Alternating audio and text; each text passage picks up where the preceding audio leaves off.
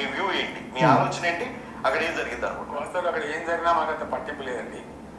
ఎవరు అదృష్టం బాగుంటే వాళ్ళు గెలుస్తారు. మాకు వస్తున్న సమాచారం అయితే మళ్ళీ జగన్ గారు గెలుస్తారని వస్తున్నది. మనకు ఉన్న సమాచారంతో మనం గెలవలేము. ఇక్కడ స్టూడియోలో కూర్చొని మనం ఇక్కడ పంచాంగాలు చెప్పాలా? ఏం కేసీఆర్ గారు, మీ కూతురు లిక్కర్ స్కామ్లో అరెస్ట్ అయ్యి జైలుకి వెళ్ళొద్దని ఆ మాత్రం సమాచారం లేదా మీకు? తెలీదా? ఊరికే భజన అంతే. అక్కడ జగన్ పోయాడు అనుకో, మీరిద్దరూ రాజకీయంగా పూర్తిగా క్లోజు, పార్టీలు మొత్తం ఎత్తేసుకోవాల్సిందే. అక్కడ జగన్ ఉంటేనే ఇక్కడ మన ఆటలు సాగుతాయి, ఎంతో కొంత ఫండింగ్ ఇస్తూ ఉంటాడు కాబట్టి, అంతేనా?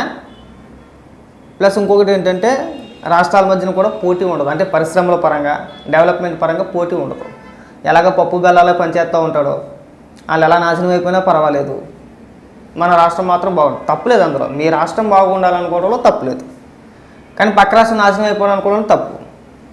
ఎందుకంటే జగన్మోహన్ రెడ్డి చేసేది అదే కదా. ఇప్పుడు ఎందుకు సార్ అంత కడుపుమాట మా పైన మీకు? కేసీఆర్ గారు దయచేసి ఇలాంటి ఉచిత సలహాలు, పంచాంగాలు, జ్యోతిష్యాలు చెప్పమాకండి. మనకున్న సమాచారంతో మనం వెళ్ళలేకపోయాం. ఇక్కడ మీకున్న సమాచారం అంట